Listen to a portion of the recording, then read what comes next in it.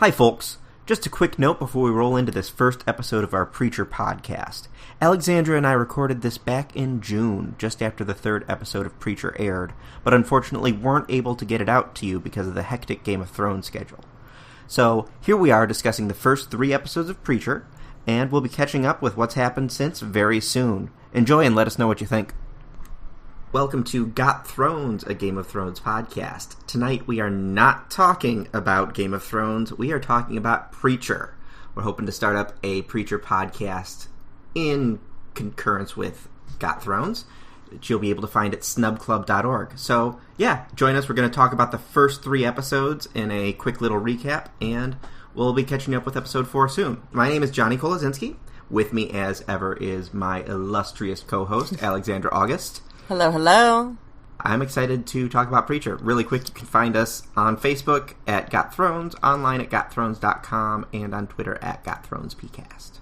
This will eventually be its own separate podcast. We'll be continuing to podcast after the Throne season is over, and then once we package this up a little bit more, get it its own little title and all of its own web space and stuff. You will this will be a separate podcast from GoT Thrones, but right now we're releasing it now because we really want to get started with it, and the Preacher season is already almost 4 episodes in, and creating new art and new web space and new identities for a new podcast while we're also podcasting Game of Thrones is an undertaking, to say the least. It's a thing. Yeah. But in the next 2 weeks or so, we should have a brand spanking new package for you guys all ready to go. Hope you enjoy it. This is a little bit different than our normal dynamic because I knew nothing about Preacher before Johnny mentioned that he wanted to do a show about it, and I have not read the comics. I'm holding off on reading the comics until after the first season because I didn't think there was a way that I could get into them and read them as definitively and as thoroughly as I needed to before the show started, so I figured why not just I'd rather go in with Totally Blind, because I'm also recapping this show at Trash Talk TV. So if you want to read a recap of the show along with experiencing this podcast, you can find those recaps at trashtalktv.com, and my screen name under there is Alejandra. It's kind of a departure. You can find those at trashtalktv.com. You can find me on Twitter at ALXAugust. And you can find me on Twitter at Cycloptico.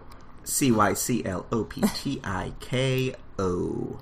As far as I have read the comics, and I reread the first couple coming into the series, but it's a pretty big divergence in storyline from the comic books. There's spoilers all for the show up to episode 3 here. Yeah, Tulip's black, y'all. What? Yeah, and Twitter got all aflutter. I love the actress who's playing Tulip. It's Ruth Negga can fucking get it. She is the truth. I think I said in in last week's recap I said in a game of fuck, marry, kill between Cassidy, Tulip, and Jesse, Tulip lives. That's all I'll say. You guys can figure out the rest. But Dominic Cooper, who's playing Jesse Custer, and her are actually dating, from what I've heard. Which that's gonna go well. It's gonna go really well. They're gonna pull a Game of Thrones and not be able to be in scenes together. Yeah, Tulip's gonna have her own spinoff. Yeah, Tulip is starts out a little bit meeker than the bazooka-making bombshell that we've met. She was raised as someone who loved guns and was shooting him, but then didn't really care for him until after her little robbery spree that we're going to learn more about. Interesting. It seems like we got information in... I've seen an advanced release of episode 4, and it seems like her and Jesse grew up together to a degree. At least that's the way the show is playing it. Is that what happens in the comics, or...? Not as much to my best recollection. This was just a flashback, and there was a girl that looked like Tulip in a flashback, so it seemed obvious to me that was her. But I didn't know what the We should probably give people an overview who haven't seen Preacher, though, or who are maybe new to it, some of our other listeners. Okay. Well, the show opens on a crazy little space montage that made me think I was watching the wrong damn show. Okay, I thought, my thoughts were like, this is like this is like the opening to watching MSTK 3000. Yeah, like Lost in Space, and there's this like tiny baby comet demon thing that's flying through space, but it's very high style, which is kind of nice. I really enjoyed I enjoyed the opening credits of that. I enjoyed the prologue of this show quite a bit. Yes, we get to see a preacher in Africa get touched by whatever the entity is that is that ends up giving Jesse Custer his superpowers. Yeah. Of his Jessica Jones Kilgrave superpowers. And in the first episode, that entity goes through a few different individuals, a preacher in Africa, a Satanist in Russia, and Tom Cruise, and all of them explode. Yep. Before it finally settles on Jesse Custer in the little town of Annville, Texas. Yep. We don't know what it is. We don't know what it does. We don't know what it wants. We don't figure out really any of this until episodes 2 and 3, which is another thing I like about this show just broadly, is that it is judicious with the information it gives out. It's a very slow burn. Yeah, and you can do that with some shows and you can't do with others depending on the caliber of writing and acting that you've got going on, and everyone on this show is eminently watchable. The minute, like, Cassidy's first scene, I got hooked on this show and really wanted to watch it and learn about it from reading the Wikipedia article, and they introduced, just because I didn't know anything about it, and they described Cassidy as a hard-drinking Irish vampire, and I was like, sign me up. I don't need to know anything else. If there is a hard-drinking Irish vampire within a 10-mile radius of me, I want to learn more about it. So, the actor Joseph Gilgan was in Misfits, which I really liked. He was in the last couple seasons. Hearing that, now I'm like, well, of course, obviously I like him. I like everyone who's been in Misfits, despite not having seen it. Yeah. For example, Ian Rayan, who is Ramsay Bolton. And who might only have one more episode to live. But we can talk about that later. We don't know if the gods are that kind. Meanwhile, we've got Cassidy the vampire, who is flying around as a bartender in... on the best plane ever. Yeah, on a drug-fueled plane out of Vegas, notices, hey, you guys are turning into the sunlight after reading the Bible in their bathroom that was written up with all sorts of crazy notations, and then has a gruesome fight scene before blowing up the plane and jumping out and vampirizing a cow. This was just perfection from start to finish. I was just tickled pink from ear to ear. Like, obviously, neither Johnny nor myself have a super low threshold when it comes to violence. So, when Cassidy stuck the wine bottle when Cassidy killed one of the pilots with a wine bottle to the gut, and then grabbed the handle of the wine bottle and poured it into a bottle of Fiji water so the guy's blood would drain into there, so Cassidy would have a blood bottle to take with him when he jumped out the plane. I think I started slow clapping. It was wonderful. It was fucking... And then, well, it's wonderful, too, because, again, with this show, like I said, they're so judicious with their information. The scene opens, you don't know... First off, you don't know, like, what the hell is going on. You don't know who Cassidy is. Then you realize, oh, okay, Cassidy's kind of the focus of this whole thing. I don't know what the fuck is going on. He goes to the bathroom. What's going on in the bathroom? Can't understand a word he's saying. Yeah. Well, I can. Heavy Irish accent. It's good, yeah, but, I mean, if you can understand it, it's really funny. He's telling them crazy stories about, going to Tijuana, because that's apparently where they're going. Or that's where he thinks they're going, and he goes to the bathroom, and at that point, you're like, okay, this is just a really... I'm intrigued enough by the fact that people are smoking cigarettes on a plane. Like, I was like, all right, well, something interesting is happening here. I don't know what it is, but I'm interested. And then he picks up the Bible, and you're like, what is all the crazy cultish writing going on in the Bible? This is really strange. And then he gets a little nervous, and he opens the door, and he notices they're flying the wrong way. And turns out... it's a bunch of Christian vigilantes who are after this vampire, and they've found a way to get him on this plane. and they're after him. He figures this out, and then all of a sudden they've all got like hidden around the plane religious weapons to use against vampires. There's like stakes and spears and crossbows like all around this plane, just like masquerading as decor. It was brilliant. It was fucking great. No complaints. Oh my goodness. Keep on keeping on. That's and then he can't fly. This was something else we learned important. So he can't fly, but we learned that last week. Yeah, So he jumps with an umbrella. Yeah, and he finds a cow and he drinks. So what's nice too, like we get some actionable information here, is that Cassidy is not immortal necessarily. He's a little bit more like the True Blood vampires. I guess we don't know if he's super strong. I mean, he's a very good fighter, but that could just be because he's a century old and he's clearly been chased and hunted. But he can heal if he has blood. He's done that several times. He's been wounded in a couple of different fights, and if he drinks blood, apparently any kind of blood, including cow's blood, that's what allows him to regenerate and heal quickly. So, yep, exactly. And then Preacher ends up meeting Cassidy at a bar. Yeah. Where he runs into a parishioner of his who he previously had a discussion with the wife of, because their child has said that daddy beats mommy. Yeah, the more preachers out there, like I think probably, I assume hungover post sermon, and this kid, his name is Chris, I think, rolls up to him and is like, I want you to kill my dad because I hear you used to be a violent person. And like preacher's like, you bring me a beer and you want me to kill your dad? Like seriously, that's how well you thought this was gonna go?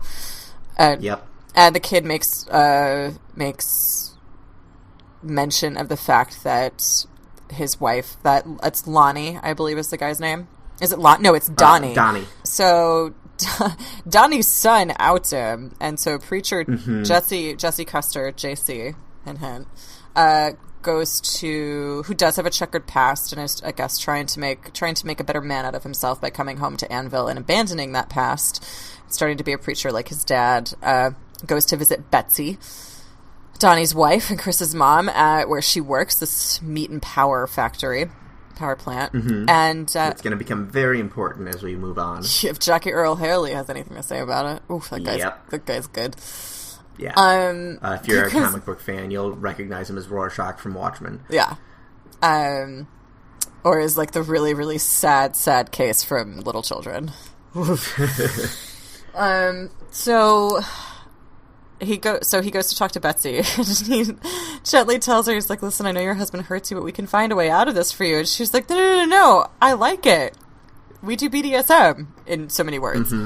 And it's like 2 seconds from preacher being embarrassed to who have like made to surprise need to have this conversation to I never want to have this conversation. I want it to end immediately. Let's make it so it never happened. Right. He just started at some point, like he goes full Chandler Bing, and he's like, no, no, I don't want this. It's very funny. Donnie finds out because somebody fucking opened their mouth. Yep. Donnie finds out the probably Betsy. Questions. Yeah, she seems dumb.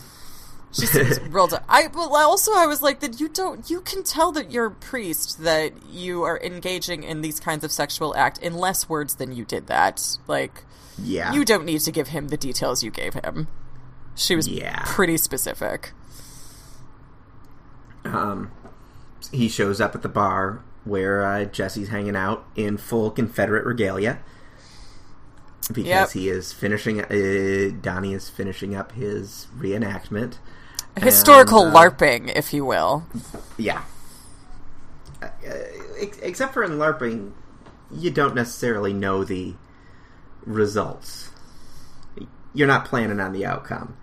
True. You know these dudes, every time they go there, they're hoping the outcome turns out different. They're hoping somehow they can win the war. Good day.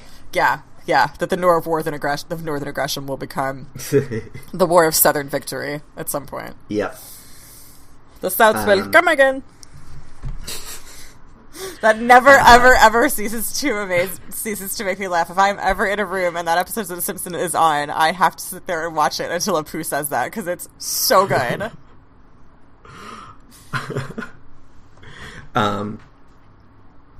And everything could have been just hunky-dory except for Donnie threatens to beat the kid for blabbing, and Jesse gets triggered. Yes, he does. And he doesn't seem to mind it that much. He smiled a very sexy smile as he was beating 7 dudes within an inch of their lives. And the sheriff Cassidy gives him a hand. Sheriff walks in.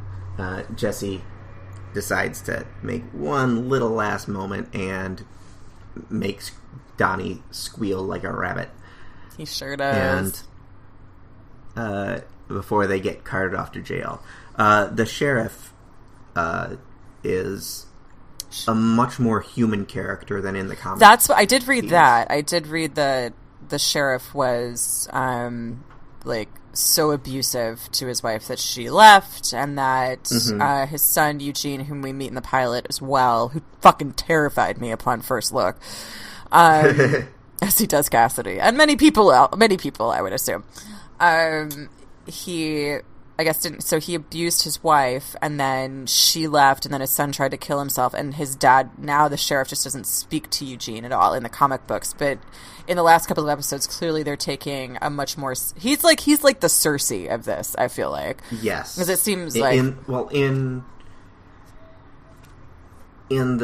the comic, he's also remarkably racist. He seems pretty racist now. He's just not as obvious about it. Oh, it's real bad. Like, I can't repeat anything he says. I mean, it's rural West Texas, so I'm certainly not surprised. I am kind of glad, though, that they're not making a huge point of how backwoods this place is. Like, the people in it are, like, yeah, it's a small town, and they don't deny that, but nobody's particularly stupid, aside from, like, even Donnie isn't that stupid. People are angry, but they all have their own characterizations, and they're not defined by where they live. And I appreciate that. Just, I mean, you and I both grew up in not the most metropolitan city on the planet. Like, Toledo is a nice size, but it's nice when... I like it when television and popular culture doesn't just take for granted that everybody who lives in a town that isn't on a coast or doesn't have a population of 1 million people is somehow less evolved. Is a yokel. Yeah, exactly. And it doesn't feel like that's the case here. Fucking friend zone. Holy shit. I have so much... Dude, after... You guys haven't seen episode 4. But once you do, friend zone's gonna fucking rock your world. And friend zone's the name... I can't remember what's her name. Emily, yeah. Friend zone's the name I have for Emily because... For obvious reasons, because it really fits. But she, like, I will start calling her Emily now after episode 4. That was so we can't talk about it. We'll talk about it later. But no, we cannot talk about that. Don't know that we can talk about the fact that we can't talk about it.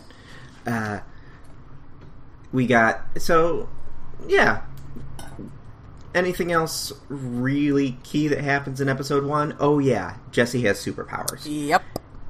Do we see them demonstrated? Yes, we see his he's got the nebbish parishioner. Oh, that's right. Ted. Yeah. Who, of course that character's name is Ted. I know, right?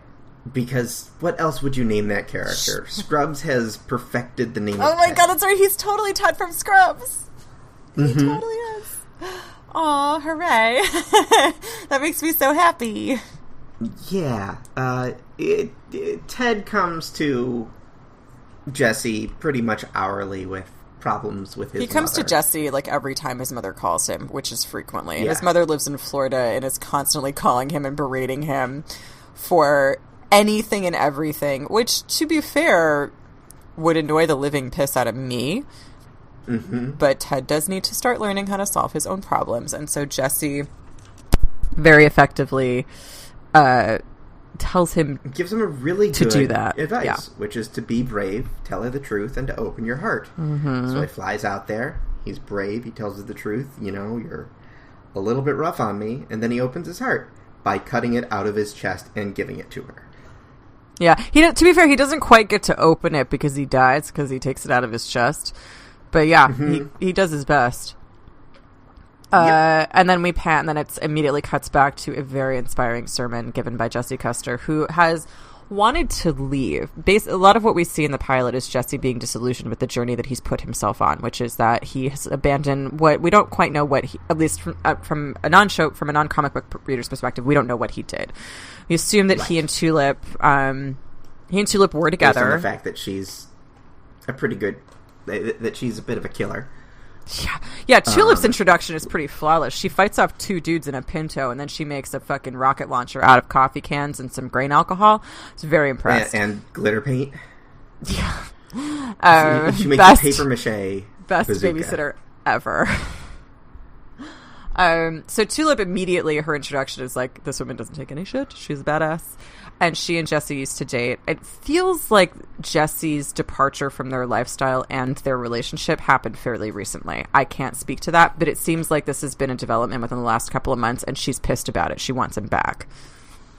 I will agree with that. I think it's been longer than it feels, partially because of comic book aspects and partially because he's had the chance to set himself up as a preacher that's not so great at being a preacher. Yeah, and I wonder, because it seems like he's taken his dad's old place. Like, maybe his dad... Well, his dad obviously didn't die recently. He died a while ago. His dad died in 1990. 1990, okay. We saw his tombstone at the end of episode 3.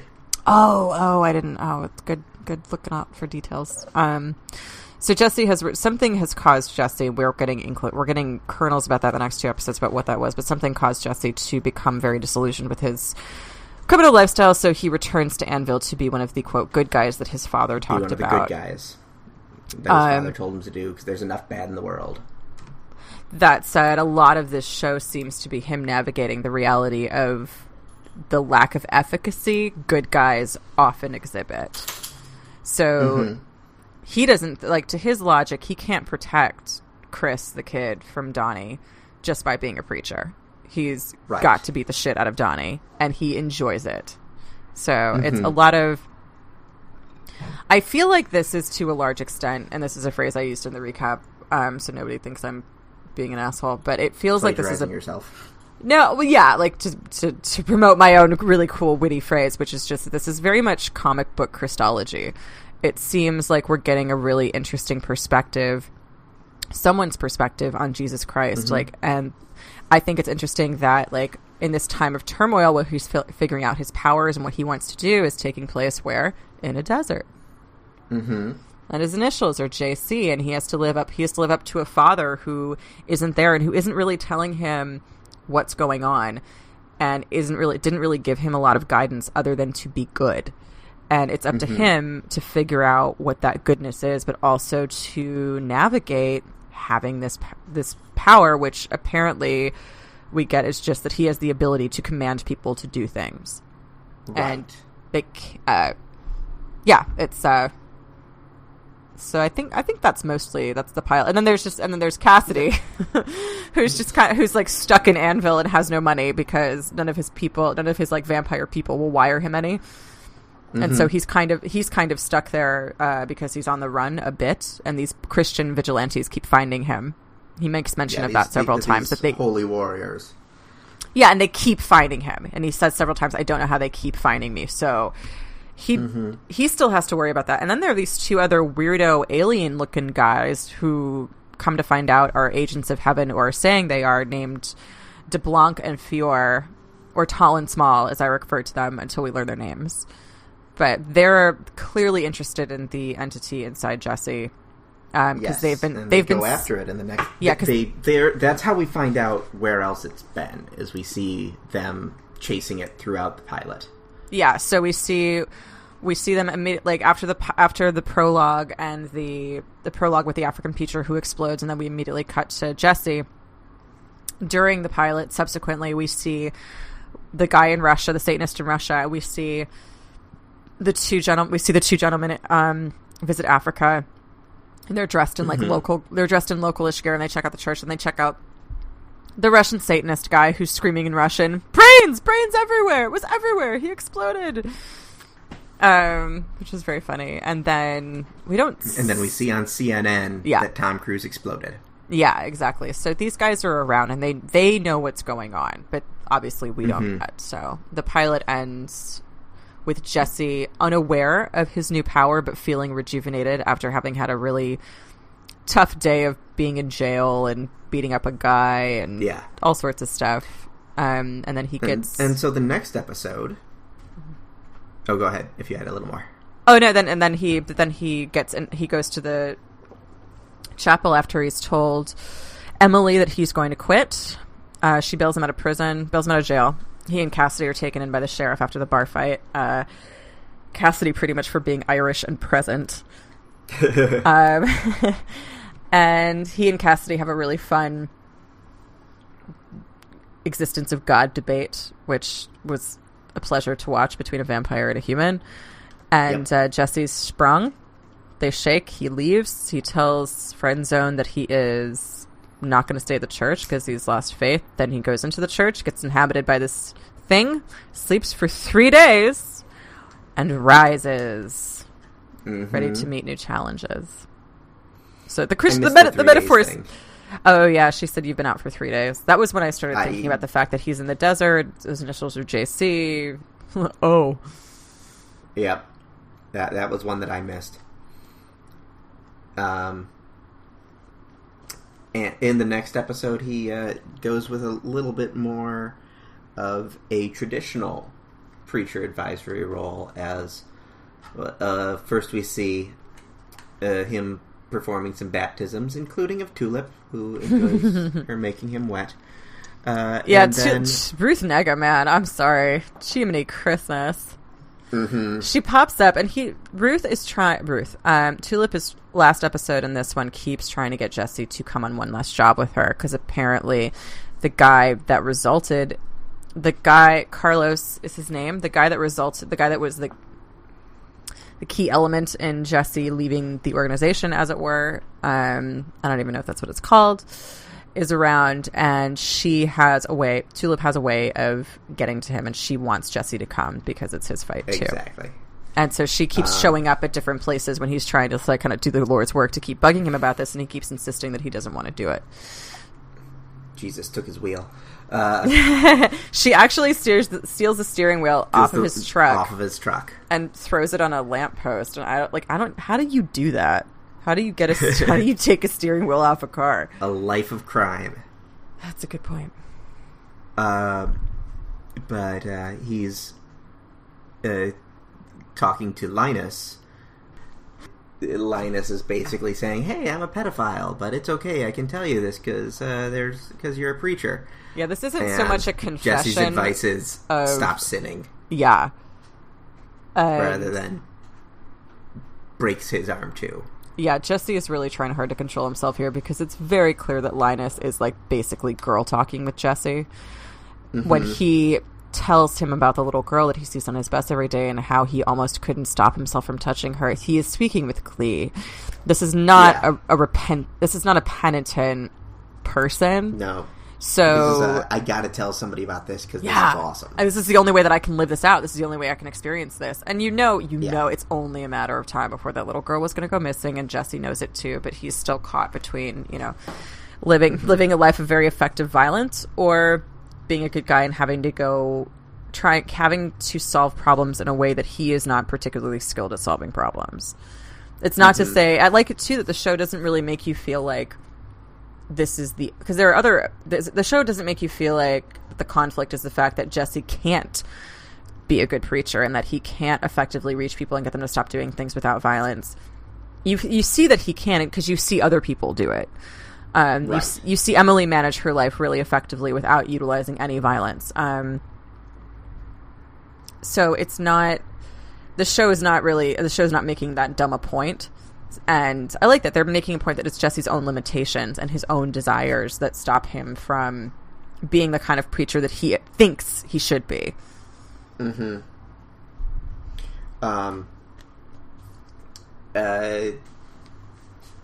Following that, he has a wonderful heart-to-heart with Jesse. With Cassidy. They're all great. That was possibly my favorite scene so far. And this is when they're drinking in the church, right? Yep, they're drinking in the church, and Cassidy tells him that, by the way, I'm a vampire, and then offers him a shot of whatever was coming out of a little bit of degreaser from the coffee machine and whatever was coming out of the air conditioner.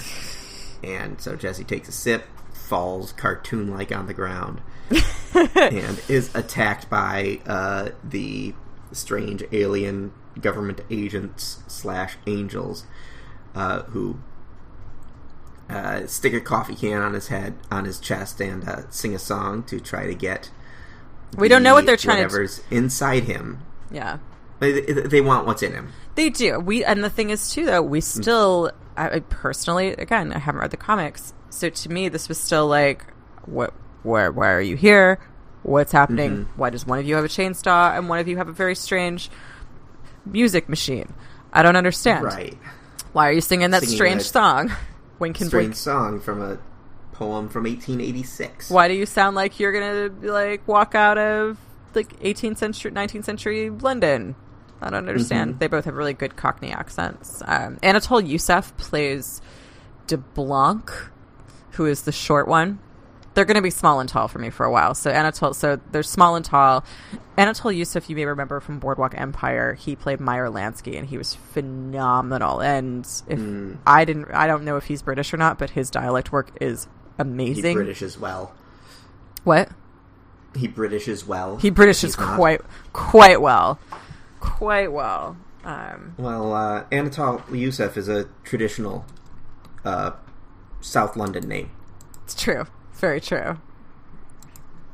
Anatole Youssef of Youssefing well. I'm sorry, he was born in East London. No shit, he was? Barking, East London. Yep. That makes sense. To Turkish parents. Surprise, surprise. Oh, no way! Oh my gosh, I wonder if you know... I have, like, several Turkish friends in East London. As do I. Oh, not in East London. They're in the Bay Area. Well, they probably don't know them. Probably not. They have... It's I like Cassidy and Jesse's discussions so far because they have grounded the fact that they're best buds really well. And they only had a couple episodes to do it, and I'm like, I don't care, I believe it. I want to see you guys do more stuff together. Like, well, and they're really good best buddies because they both have a little boy glee in common with making trouble. Like, they're both mischief makers, you can tell. And so they can have fun together. And I think a really good way to build a friendship on screen is to show two idiots having fun together. And they have some different value differences, of course, but for the most part, like, honestly, the vampire is more of a, like, pro-humanity place. He's definitely, agnostic to say the least, and I guess you could say it's more like humanist or libertarian in his philosophy than Jesse is, but you can also see that Jesse is clinging to a philosophy that isn't his own when he argues with Cassidy about the value of faith and how he thinks that there should be, a moral guidance, that he thinks the moral guidance of religion is important, whereas Cassidy thinks, listen, I think we should all just do whatever makes us happy, and he's like, I bet you less people would get hurt. I think that I don't know that I agree with you that Jesse is arguing from a place he doesn't agree with. I think that he's actually arguing more from in a Doctor Who reference. The Doctor talks about a good man doesn't need rules to do good. Have you ever wondered why I have so many rules? It's because I'm not a good man. And I think Jesse's the same way. That's why I mean that he doesn't really believe what he's saying. Oh, yeah, okay, maybe that's more what I think I agree with you. Maybe I just didn't express it properly. I think that I think a lot of what we're going to be seeing is Jesse fighting his personal ideas and his personal values with those that have been forced upon him by his father and by his religion. And maybe those values that were forced upon him are better than his personal values, considering his personal values involve a life of crime and violence. But do they? I'm just going to let you know that we will be finding out a lot about where his faith comes from if the show is following the comics, which this is an aspect that it'd be very hard not to, then we'll be learning a lot about that. Cool. Well, good. Leave it at that. It seems like in the next couple of episodes we do learn a little bit about it. We learn more about his father, which is interesting. I haven't seen episode 4 yet, and since we're releasing this before, gotta be careful. I'm not in a very kind spoiler mood for some reason. I'm sort of like, you're listening to this, it's fine.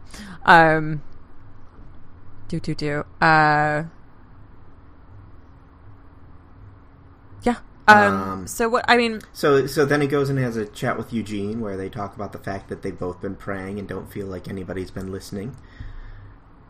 Eugene tells him that no matter how he tries, he thinks that that he's still the same person who did whatever drove him to be suicidal. And he doesn't think that that people can change.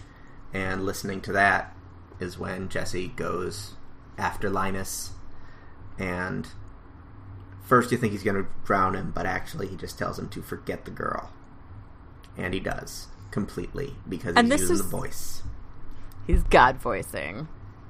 It's because Jesse clearly doesn't really know what he's got there, and it's not until his interaction with Linus that he realizes what he can do.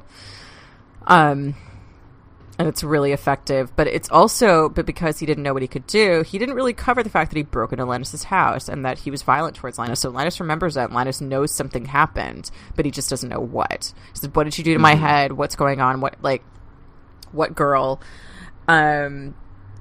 I like how messy this is. I like how messy Jesse's exploration of his newfound powers is. I like that it takes us a while to figure out its limitations. It's not until episode 3 that Cassidy and Jesse have this great sequence where Jesse's like, "Hop! Box! Who's the governor of Texas?" And Cassidy's I don't know that. Tell me a secret. Tell me a secret. I love Justin Bieber. Shite! And he also tells Cassidy to fly, and Cassidy runs and tries, and he can't. So jumps into a wall. Yeah, so Jesse can tell people to do things that are within their physical capability and that are physically possible. So, he can't... We don't know that he can... Right. The end of episode 2 is him telling a girl in a coma to open her eyes, and she does. She doesn't wake up. Dutifully she so. opens her eyes. She opens her eyes. And it's really funny and fucked up because the mom is there and she's so cynical, and then, the girl opens her eyes and the mom is still cynical, smoking a cigarette, doesn't have any idea what's going on when Emily visits her the next day. She's like, "I don't know. I don't know, but it must mean something, right?" Right? She's confused and terrified, but also happy. It's just so... It's so fucked up. I love the sense of humor of the show. It's very, very dark. Yes. I agree. Very much. And then the one other aspect of episode 2, well, two other aspects. Tulip is hanging out with some guys from Quinn Cannon Meat and Power. At a brothel. She's playing some poker. She gets a call, and that's the extent. Yeah, at a brothel. And the cold open of the show is a cowboy in 1881 who is riding off to get medicine for a sick girl, meets this very outgoing family of settlers, doesn't say a word as they're regaling him with his stories, and that this world, that the West is paradise, and the cowboy's only answer is, "It ain't." And then he rides past a tree. Says rat. Yep, to Ratwater. Ratwater. Tree with a bunch of dead Native Americans hanging from it, scalped. It was a pretty... this episode was really lovely in its bookends, because we begin with this cold open with this very dour man who we don't even get a glimpse at his face. He's kind of hidden in shadow until almost the end of his scene. Then we get a glimpse of his face, and he's not recognizable, but we do get a glimpse of him, and he is an old, kind of grizzled... I would say early 60s. Yeah, the AV Club described him as Willie Nelson's sour older brother. Yeah, absolutely. I like that a lot. So same hair, just, less smiles. And he's going to get this medicine. He encounters a very cheerful pioneer family from St. Louis who talk his ear off. And so there's a lot going around about just sort of what it means to be silent and what it means to talk and the value of words. And the title of this episode is C. So for me, it was kind of all about clarity. Mm-hmm. And all about how, words can kind of obfuscate that. And when you give somebody lip service, it doesn't really do them any good. And this guy is romanticizing the West Texas landscape and environment. And he says that this is paradise, isn't it? And the guy just goes, it ain't. And later on when Jesse is visiting Tracy Loach, who is the girl in a coma, because she has a very severe head injury, which we get a nice look at. Her mother basically echoes the same tone and the same expression and the same feelings as the mysterious stranger echoes in the cold open, which is that this world is not paradise and this world is full of evil and bad shit, and really nothing you can do is going to make it any better. And none of your positive outlook. I can your positive outlook. She's she basically tells him, she's like, well, I mean, you brought the casserole. At least I can feed that to my dogs. I can't do shit with your prayers. Right. Or your words. And I really liked that moment. I thought that was kind of deftly wrought by the show. Very nice. Yep. And who the fuck is that guy? Who the fuck is fuck is the weird cowboy guy? That is a very good question. Do we have fun things to expect from him? Does he smile ever? Yes, we do. Okay, no, good. He does not. Okay, good. Next scene, we next episode. Anything else from episode 2? Just more Cassidy being Cassidy. Cassidy's everywhere. It's amazing. He tries to, he approaches friend zone and attempts to, be like, hey, can I get an advance on services rendered? And she's like, what the fuck have you done? Because Cassidy has moved into the church on the pretense of being like, I'm a handyman and I will fix things, but he doesn't fix anything. He just tries to get high all the time. So he keeps trying. Drinks all the communion wine.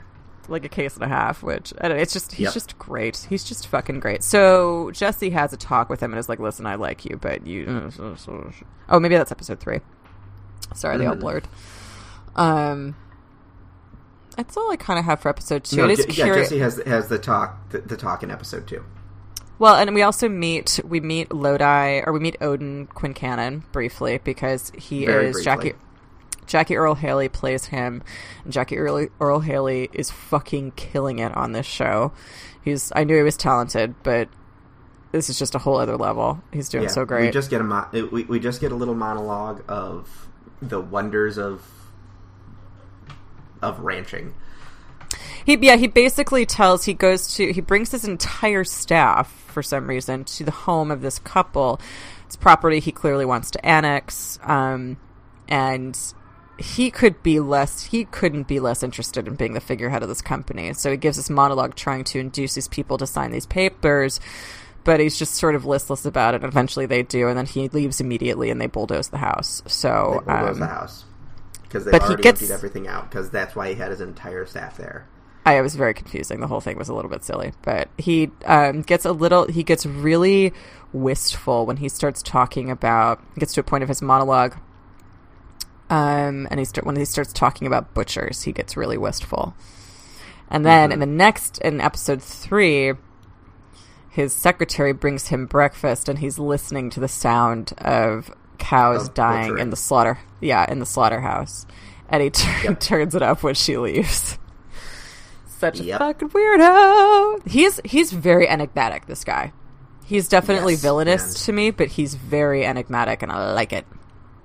He's only villainous because he's bald, and we're villains. Good to know. Tulip, in episode 3, we get her delivering a piece of paper to Danny, who then passes it on to a mysterious guy who's watching snuff films in the 4th annual Houston Snuff Film Festival. Because there's a festival and there's enough people around for it that they could make posters. Yup. But how much do we love Danny, by the way? Because we open episode 3 with her smoking a cigarette And Deet's basically placing a takeout order for the murder of her husband. And it's really fucking creepy because she looks like a middle-aged Orthodox Jewish housewife.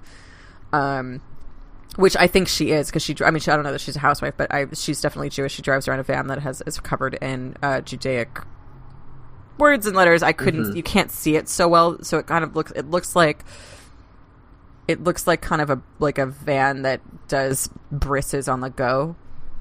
Like circumcisions on the go. Like that's what I feel like in this universe that would be appropriate. But she explains she like starts talking about how Tulip can enter her house and kill her husband, and Tulip all of a sudden just goes, "I'm not killing your husband, Danny, drop it."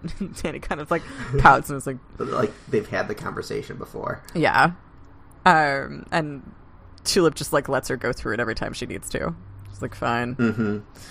But the map that Tulip had procured in the pilot, which is what she was fighting the guys in her car for, was for Danny. And in exchange, Danny is giving Tulip... She gives him an address. The address for Carlos, who is the flashpoint in the breakup. We've seen flashbacks of Tulip and Jesse at the tail end of a heist as a car drives away, and the best guess is that car is Carlos. Yeah. And Tulip calls him like a money-stealing, child-murdering... Child-killing, yeah. Life-ruining piece of shit, son of a bitch. So Carlos is a bad guy, and it seems like Tulip's morals are pretty questionable, but she has a code, and clearly Carlos has broken it. And it's sad because she keeps trying to get Jesse to go on this journey with her, and this episode is largely about Jesse almost going with her to kill Carlos and make him pay, and then eventually stopping. And she doesn't want Jesse to go with her because she wants to get revenge. She wants Jesse to go with her because this guy was the active ingredient in the breakup of her relationship with Jesse. And she wants Jesse to care about that. And he doesn't. Or he does, but... I think it's more than just that. I think it's not just the breakup of their relationship, but the ruining of their lives. Yeah. Well, okay, yeah. Yeah, you're right. I would say that her trying to get Jesse to go along with her in this, though, is about her wanting him to care that their lives were ruined, and for her wanting him to place some kind of value on what they shared. Because that's what I feel like that's what she's missing and really sad about, is that he seems to have abandoned her for something that she doesn't understand. And he doesn't seem to know how badly he's hurt her. It's... Poor Tulip. Poor Tulip. And also, homemade bazooka. It's hard to say poor homemade bazooka making. Hey, Tulip. Where there's a homemade bazooka, there's pain. That's true. Generally, because she fired a bazooka at somebody. Generally, because homemade bazookas are not so safe. They are not painless. Not painless devices.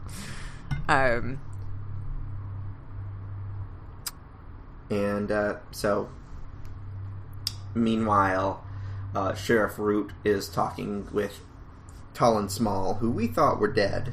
Because they were killed, because Cassidy killed them when they... with chainsaws. Yeah, that was another fucking epic fight scene, if you don't mind me saying. Yeah. In episode 2, when Tall and Small attempt to get the whatever it is out of Jesse, they approach him with a chainsaw. Cassidy arrives just in the nick of time after having stolen Jesse's wallet, after having slipped him a Mickey Finn, to find them, and he refuses to let them do it. Small shoots Cassidy in the stomach. While being shot in the stomach, Cassidy manages to beat the shit out of Small with a Bible. And use... It was a hymnal, actually. That's true. Bible. You're right. Those are bigger. He grabs Tall's arm, the one that's holding the chainsaw, and uses the chainsaw to cut off Tall's arm as Tall is holding onto the chainsaw with said arm.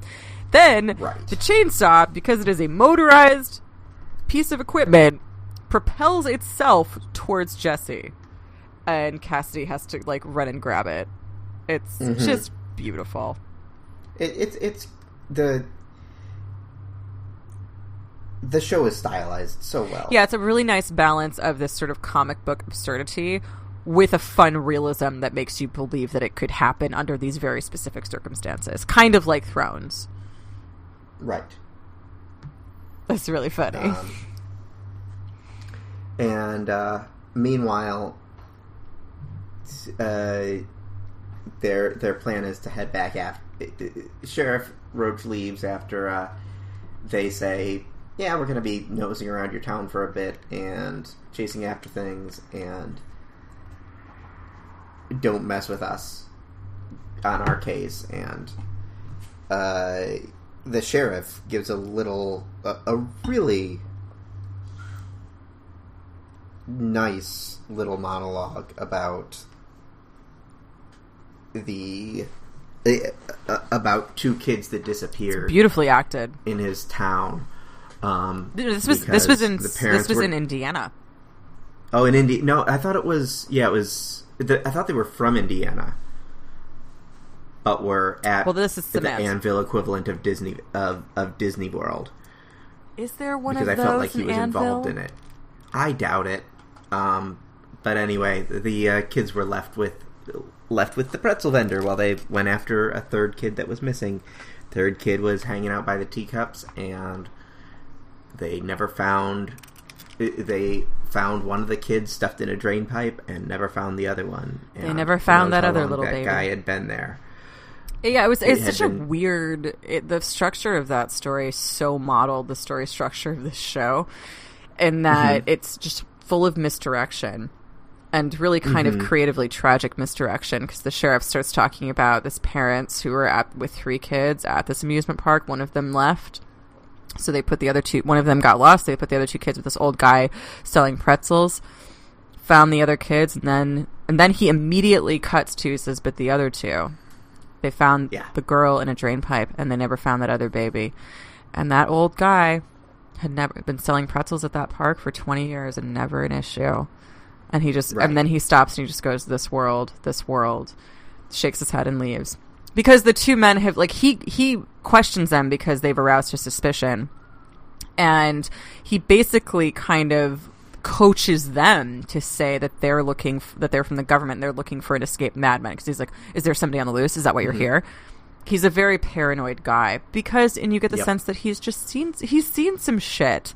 He's very... I'm surprised to hear. I'm not. I guess because I read a little bit about him. I'm surprised to hear that he's He's so vastly different than his character in the comic books. Because I have sympathy for him at this point. Yes, he's very sympathetic, and I like that a lot. Yeah, I think 2-dimensional characters read better on a page. Yep. I would say. I don't mind Cersei in the Game of Thrones books in terms of entertainment value for some reason, because she's so fucking ridiculous, and we get a limited. It's kind of fun to be inside her head, and we get a very limited. We're limited in our exposure to her in a way that we kind of can't be on the show. So I prefer that balance. But on the show, she would just be. I'd just be like, she'd be like Ramsay. If they. I mean, because if you think about like in A Feast for Crows, the dwarves she kills looking for Tyrion. Or she says, like, bring me any dwarf's head. So people just start fucking killing dwarves. And she's like, nah, not him. Nah, not him. And she gives the bodies to Qyburn. And like, she's very cruel. Yeah. And Sheriff Root in the comic books is a comic book villain. And the way they've softened him up, he has a relationship with Eugene, is pretty fantastic. Yeah. Especially knowing where it's going to go. Oh, I don't know where it's going to go. I do. So I feel exciting. like such a jerk saying that. I really like the character of Eugene. I would like him to get out of his dad's house, but I love that they subtitle him. Yes. Because I think it's just as much of a joke as it is functional. Understandable. This guy, like they call him Arseface in the comics because literally his mouth looks like an anus because he shot himself in the face. Yep. Don't do that. Tulip has a lovely moment as she's pulled over for going 115 and a 55, where she pulls out I think it's a Marine Corps ring. Or Annapolis or some kind of. Well, no, because she was. It can't have been Marine Corps. She's talking about being. Yeah, she was. It would have been an Army ring. It would have been Army because she was in a helicopter. She was in an Apache. That's what she mentioned. Which I could totally imagine her doing, too. I'm like, this is actually a pretty believable lie. I mean, I totally would buy that you were in the military rode Apaches. Or drove Apaches. Yep, so she's got the ring on one hand and talking about how she's not going to cry, because that seems pretty sexist, doesn't it? To just cry to get out of a ticket. Doesn't flash. That's how we all start those monologues, motherfuckers. If any of you out there are listening, if you're a highway patrolman, no girl has ever legit cried to get out of a ticket. Or has legit cried and not been trying to get out of a ticket. I hate to break it to you. It's not behavior I indulge in. I save my crying until after the officers left. But, yeah.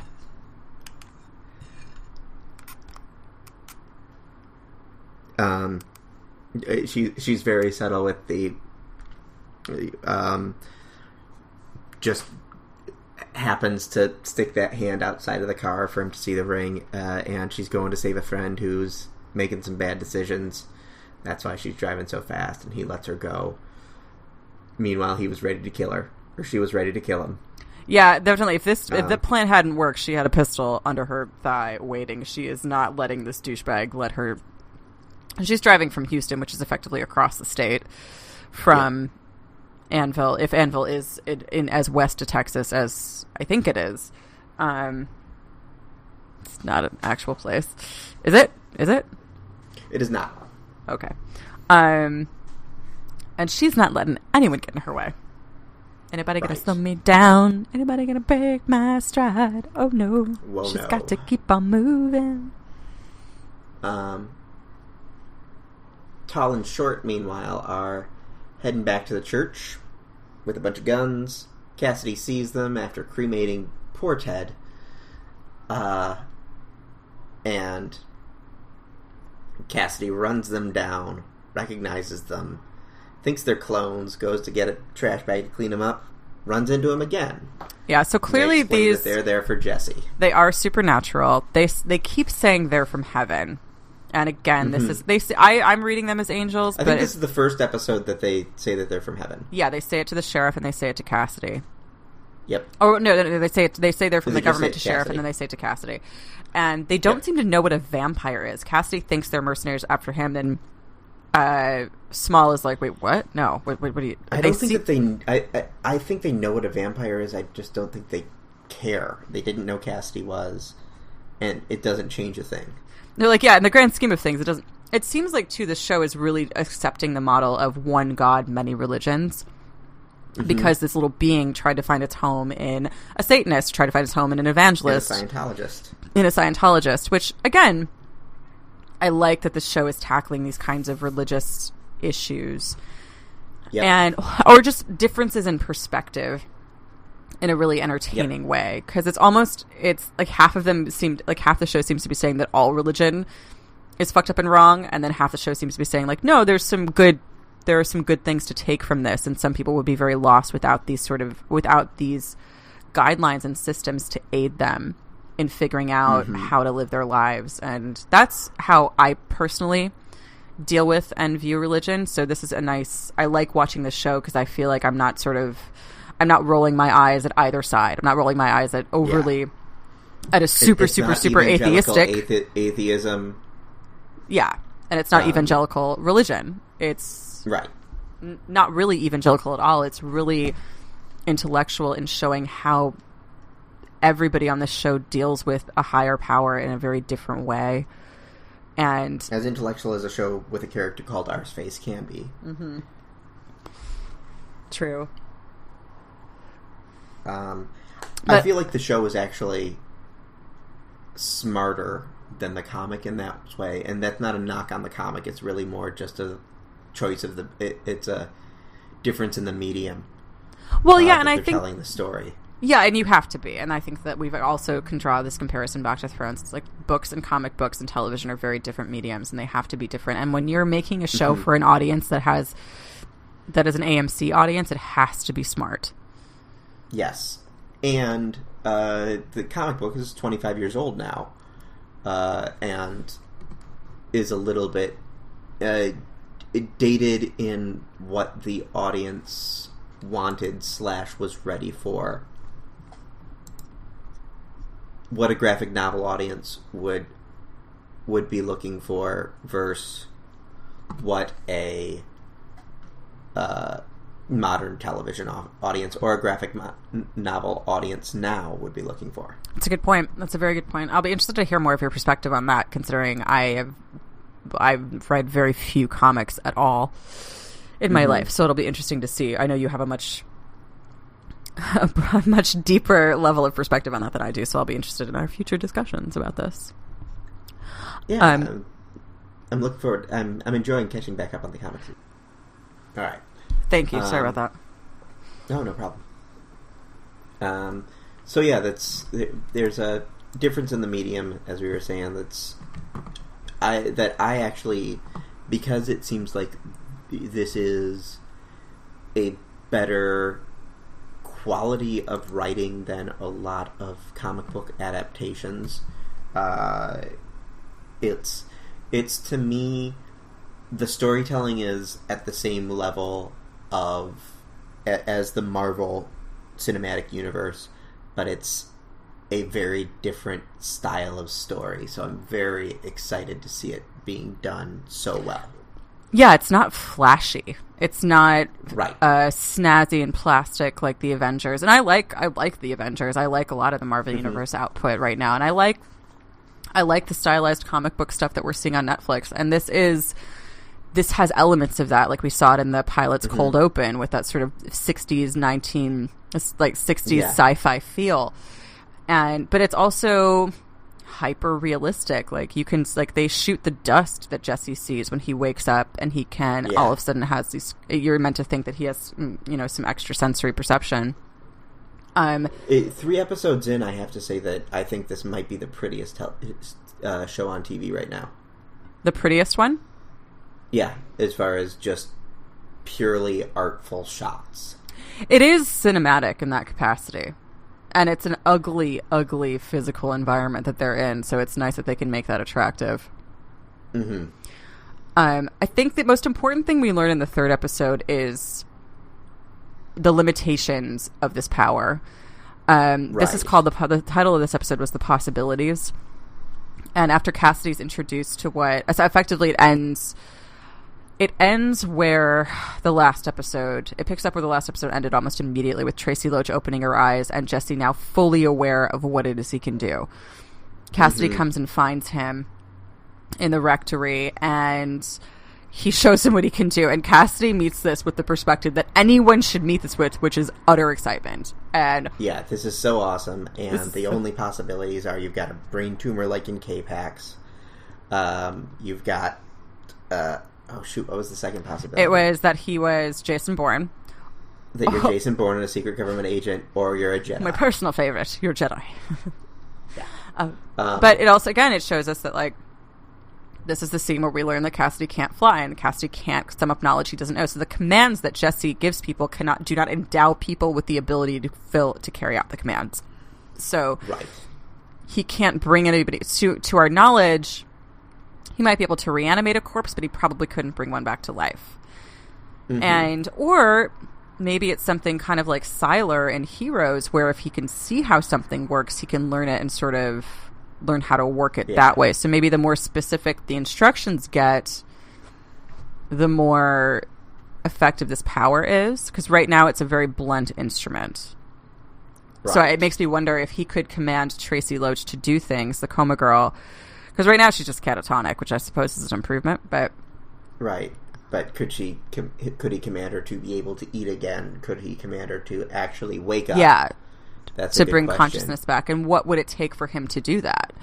Will he learn how to use his power in that capacity? These are all questions I don't know the answer to. You may know them, but Johnny, since you've read, but I like it when any unrealistic universe treats its problems realistically. Yes. Has rules to its magic. Yeah. And this is a show that and interestingly, it's funny that we draw the comparison to Watchmen because of Jackie Earle Haley. Watchmen was very good at that. Watchmen was great at looking at superheroes in a practical fashion. That was one of the things that was so revolutionary about it as a graphic novel. is the fact that it was putting them staunchly in the real world. Yeah. So we learn a little bit more about not so much what Jesse can do with his power, but what he will do when Donnie comes after him. Donnie takes walks Chris to the bus stop, Chris's son, and this was really sweet, I have to say. It was really sweet, and it was done in a way that it didn't seem like it was going to be really sweet. Yeah, you kind of, like, because he takes his kid to the bus stop, then his kid's waiting for Betsy. And he walks him through an alley. And you think this kid's about to get the fucking shit kicked out of him. Yeah. When actually he gets the semi-birds and the BDSM on top of. Sometimes when Mommy's making those noises, Mommy's not actually getting hurt. Well, she's getting hurt, but I'll tell you what, you're older. Well, yeah, and he makes a point to say that he loves her, and he's very embarrassed by this whole thing. Oh, yeah. And it's very, very. If he hadn't threatened to hurt his kid before, and Jesse hadn't knocked some sense into him, or if he hadn't threatened to hurt his kid before, he'd seem like a really nice dad. And do we know? Or is he Chris's dad, or is he Chris's stepdad? To the best of my knowledge, he's Chris's dad. All right, yeah, because it seems like it's weird because like the verbiage they use would seem to make him. Well, he says beat up my dad. So he refers to him as his dad, but to me, just looking at the emotional relationship there, it feels like a stepdad because he's awkward around him. I think it's just it's just distant father-son. Yeah, a man's man dad. Yeah, more than anything. Yeah. But then the son says, "Oh, some kids were calling you a little bunny rabbit, so I beat them up." And as he walks them on the bus, and we find out that Linus did forget about that girl. Because a really sad girl with stringy hair gets on a bus, and then he doesn't recognize her, and we're very happy he doesn't. Yep. And the kids start making fun of Donnie, making the rabbit noise, and Donnie yells at him. Jesse gets in the car with Tulip because Tulip has convinced him that Carlos needs some punishment. Yeah, this is after the bus ride. The bus ride actually happens at the beginning of the episode, and Donnie's day proceeds to get worse as the day goes on. While he turns out he works for Odin Kincannon as well. He's his right-hand man, but without a right hand. With no right hand. He has a right hand. It's just broken right now. It's broken. Jesse broke it. Yeah, he didn't get Jamie'd. No. But it's a similar journey because Donnie has a very strong ego. We see that when he beats up one of his coworkers after the procurement of that house in the previous episode. He's got a temper. He's reading some information to Odin Kincannon in the next scene that we see him in at Kincannon Meat and Power, and it's about this guy named Jerry Cutler who seems to want to either work with or appropriate part of Kincannon Meat and Power. We don't get details on that until the next episode, so we won't go into him here. But Donnie is like, "Do you want me to teach Jerry Cutler a lesson?" Blah, blah, blah. And Odin's like, "No, fuck off." So Donnie gets his dick small. And then he decides that the answer to that is to go, and he kind of looks at Linus on the bus and realizes something else might have happened, and so he goes after Jesse, who is in a car with Tulip on the way to find Carlos. They stop at a gas station. Tulip goes in. Jesse's going to say something to Tulip, I think, probably tell her about, I got superpowers, but instead he goes to pee, because Tulip is not super receptive to Jesse telling her about his powers. Right. And right behind him is Donnie with a pistol, and Jesse's response is, "I'll make it look like a suicide," and tells him to sit down on the toilet, put the gun in his mouth, pull the hammer back, and then decides not to do it. Yeah. So another nice dichotomy, juxtaposition. This episode is the possibilities, and Jesse sees the great possibilities, but he also sees the fact that this is, with great power comes great responsibility. Pretty much. So after, this is his Uncle Ben moment. Yeah. So after almost killing Donnie, he walks out of the gas station and tells Tulip he can't continue and leaves. She's understandably pissed. Yeah, I assume he just took an Uber back. Yeah, well, one can only hope.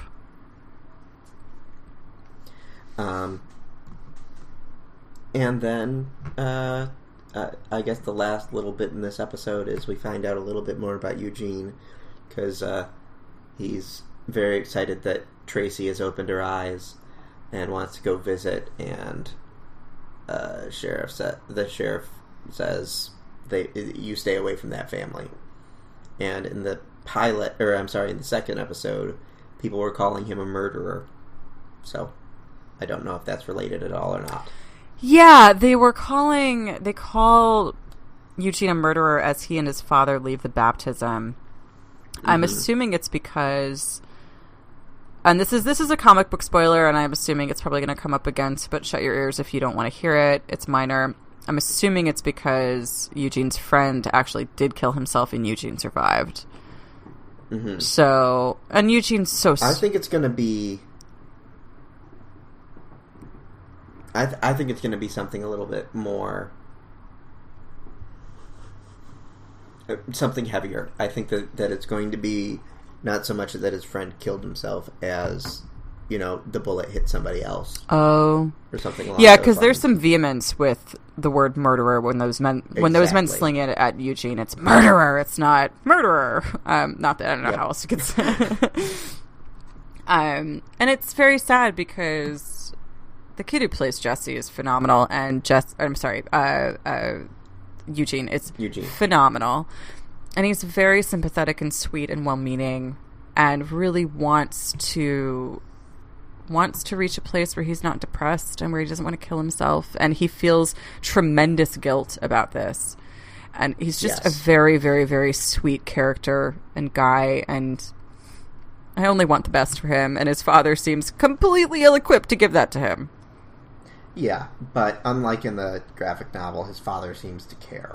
Yeah, he seems to know his own limitations and be frustrated by them, as opposed to... Yeah, and his desire to keep Eugene out of the public eye is out of protection and not embarrassment. Yeah. I think it's a little bit embarrassment, but I think it's both. I think Sheriff Root has a lot of conflicting emotions that he doesn't understand, and on the one hand, he doesn't want anybody to talk badly about his son. On the other hand, it looks like his son did something. I'm just saying what it looks like from the field of play is that Sheriff Root is not happy with what his son did. And so he does want to protect him, but also he's ashamed and confused and is probably not the most evolved thinker about these things, and doesn't know how to handle it other than just to manage his affairs. Which actually makes this a really good show when it comes to mental health. And it looks like they're going to be tackling some of those issues, which... I always appreciate. Yeah. As do I. I'm very... So yeah, that's Preacher so far. We both really like it. We're going to keep going with this. Yeah, you can expect new episodes either Mondays or Tuesdays, depending. The next 2 weeks are going to be a little bit floofy because we're still working with Thrones, and we're going to be producing a lot of content for that. But once Thrones is over, this will be, I think we can safely say this will be our show for the next however many weeks. Yeah. Well, through the end of July at least. And potentially on a new website with a lot of new content that I'm working to get together. So nice big things are happening for the GoT Thrones family. It's true. Preacher being one of them. And so check out snubclub.org. Check out gotthrones.com. Check out my recaps on trashtalktv.com. And once we get a little bit more organized, those of you not in the know, it takes a couple of episodes to get your podcast listed on iTunes and other aggregator sites. So we're going to produce a couple of those, and then we'll launch this out on its own thing once it has a platform. But for now, you can find we'll be releasing these under the GoT Thrones banner just so they have someplace to go. And so if you listen to this in error, sorry about that, guys. If you enjoyed it, though, you'll be able to find. We're cautiously assuming you enjoyed it if you listened to the entire bit of it. That's true. And you can expect our normal, incredibly bloated, long discussions about episodes, and we will not be smashing 3 of them into one in the foreseeable future. But for now, it had to be. This is true. Yeah. So. Yep. All right, thanks for listening, guys, and we'll be talking to you about Game of Thrones very soon. Bye.